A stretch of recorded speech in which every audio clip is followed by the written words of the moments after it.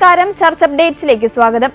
മെക്സിക്കോയിലെ ലിയോൺ അതിരൂപതയ്ക്ക് കീഴിലുള്ള അവർ lady of hope ദേവാലയത്തിൽ നിന്ന് വിശുദ്ധ കുർബാനയും അരുളിക്കയും മോഷണം പോയി.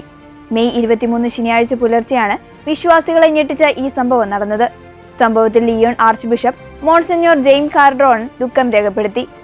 ഇത്തരം പ്രവർത്തികൾ ദൈവത്തോടുള്ള കടുത്ത അവഹേളനമാണെന്നും വിശ്വാസി സമൂഹത്തിനേറ്റ മുറിവാണിതെന്നും അദ്ദേഹം പറഞ്ഞു. വിശ്വാസികൾ ഒന്നുചേർന്ന് പ്രാർത്ഥിക്കണമെന്നും അദ്ദേഹം കൂട്ടിച്ചേർത്തു. വിശ്വാസികളെ ശക്തിപ്പെടുത്തുന്നതിനും വിശ്വാസത്തിൽ ഉറപ്പിച്ചു നിലനിർത്തുന്നതിനും ഗാഡലുപ്പ മാതാവിന്റെ മധ്യസ്ഥം തേടി പ്രാർത്ഥിച്ചുകൊണ്ടാണ് അദ്ദേഹം തന്റെ പ്രസ്താവന അവസാനിപ്പിച്ചത്.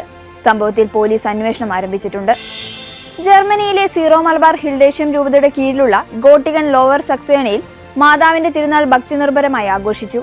മെയ് 23 ശനിയാഴ്ച നടന്ന ആഘോഷങ്ങളിൽ കുട്ടികളും മുതിർന്നവരുമടക്കം 170-ലധികം വിശ്വാസികൾ പങ്കെടുത്തു. തിരുനാളിനോടനുബന്ധിച്ച് നടന്ന ദിവ്യബലിയിൽ ഫാദർ സിറിയക് ചന്ദ്രാൻകുന്നേൽ മുഖ്യകാർമ്മികത്വം വഹിച്ചു. ഫാദർ ഹസെ സഹകാർമ്മികനായി പങ്കുചേർന്നു. ആത്മീയ ചൈതന്യം തുളുമ്പുന്ന തിരുക്കർമ്മങ്ങൾ വിശ്വാസികൾക്ക് വലിയൊരു അനുഭവം പകർന്നു. ദിവ്യബലിക്ക് ശേഷം മാതാവിന്റെ രൂപം വഹിച്ചുകൊണ്ടുള്ള ഭക്തിനിർഭരമായ പ്രദക്ഷിണം നടന്നു. പരിശുദ്ധാത്മാവ് മനുഷ്യ മനസ്സുകളെ പ്രകാശിപ്പിക്കുന്നത് ഇന്നും അത്ഭുതകരമായി തുടരുകയാണെന്ന് ലിയോ 14 പാപ്പ. വത്തിക്കാനിലെ സെന്റ് പീറ്റേഴ്സ് ബസിലിക്കയിൽ നടന്ന പെന്തക്കുസ്ത തിരുനാൾ തിരുക്കർമ്മങ്ങൾക്ക് മുഖ്യകാർമ്മികത്വം വഹിച്ച് സന്ദേശം നൽകുകയായിരുന്നു അദ്ദേഹം. ലോകത്തെ പീഡിപ്പിച്ചിരുന്ന യുദ്ധമെന്ന വിപത്തിനെതിരെ സ്നേഹത്തിന് സർവശക്തമായി ഒന്നിക്കാൻ പാപ്പ ആഹ്വാനം ചെയ്തു.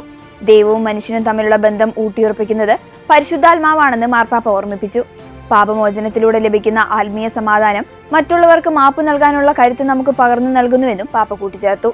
യുദ്ധത്തെ തോൽപ്പിക്കേണ്ടത് സ്നേഹത്തിന്റെ ശക്തി കൊണ്ടാണെന്നും പാപ്പ പറഞ്ഞു. ആർട്ടിഫിഷ്യൽ ഇന്റലിജൻസ് വഴി സൃഷ്ടിക്കപ്പെട്ട വ്യാജ ആത്മീയ അനുഭവങ്ങൾക്കെതിരെ മുന്നറിയിപ്പുമായി വിശ്വപ്രസിദ്ധമായത് ജോസൻ പരമ്പരയിലെ യേശുവിനെ അവതരിപ്പിക്കുന്ന നടൻ ജോനാഥൻ റൂമി. കൃത്രിമ ബുദ്ധി ഉപയോഗിച്ച് നിർമ്മിച്ച AI യേശുവിനോട് സംസാരിക്കുന്നതിനേക്കാൾ യഥാർത്ഥ ദൈവവുമായി വ്യക്തിപരമായ ബന്ധം സ്ഥാപിക്കാനാണ് അദ്ദേഹം വിശ്വാസികളെ ആഹ്വാനം ചെയ്തത്. അവൻ നിങ്ങളുടെ മുൻപിൽ കൈകൾ വിരിച്ചു നിൽക്കുന്നുണ്ട്. നിങ്ങൾ എവിടെയാണോ അവിടെ വെച്ച് നിങ്ങളെ സ്വീകരിക്കാൻ അവൻ തയ്യാറാണെന്നും റൂമി പറഞ്ഞു. സോഷ്യൽ മീഡിയയിലെ നെഗറ്റീവ് വാർത്തകൾ കണ്ട് ഭയപ്പെടുന്ന ഇക്കാലത്ത് ദൈവം ഇപ്പോഴും നമ്മുടെ കൂടെയുണ്ടെന്ന് പലരും മറന്നുപോകുന്നുവെന്നും അദ്ദേഹം കൂട്ടിച്ചേർത്തു.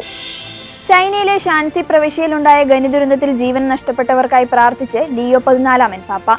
ഞായറാഴ്ച വത്തിക്കാനിലെ സെന്റ് പീറ്റേഴ്സ് സ്ക്വയറിൽ നടന്ന പെന്തക്കുസ്ത തിരുനാൾ ആഘോഷങ്ങൾക്കിടെയാണ് ചൈനയിലെ ദുരിതബാധിതരോടുള്ള തന്റെ ആത്മീയ ഐക്യദാർഢ്യം പാപ്പ പ്രകടിപ്പിച്ചത്. കഴിഞ്ഞ വെള്ളിയാഴ്ച വടക്കൻ ചൈനയിലെ ഖനിയിലുണ്ടായ വാതക സ്ഫോടനത്തിൽ 82 പേർ കൊല്ലപ്പെടുകയും 128 പേർക്ക് പരിക്കേൽക്കുകയും ചെയ്തിരുന്നു. സമീപകാലത്തെ ഏഷ്യൻ രാജ്യങ്ങളിലുണ്ടായ ഏറ്റവും വലിയ ദുരന്തങ്ങളിലൊന്നായി ഇത് മാറി. ദുരന്തത്തിൽ ഇരയായവർക്ക് നിത്യശാന്തി നേർന്ന മാർപ്പാപ്പ പരിക്കേറ്റവർക്കും അവരുടെ കുടുംബാംഗങ്ങൾക്കും വേണ്ടി പ്രാർത്ഥിക്കാനും വിശ്വാസികളോട് ആഹ്വാനം ചെയ്തു. ഇതോടെ ചർച്ച് അപ്ഡേറ്റ്സ് പൂർണ്ണമാകുന്നു. നന്ദി.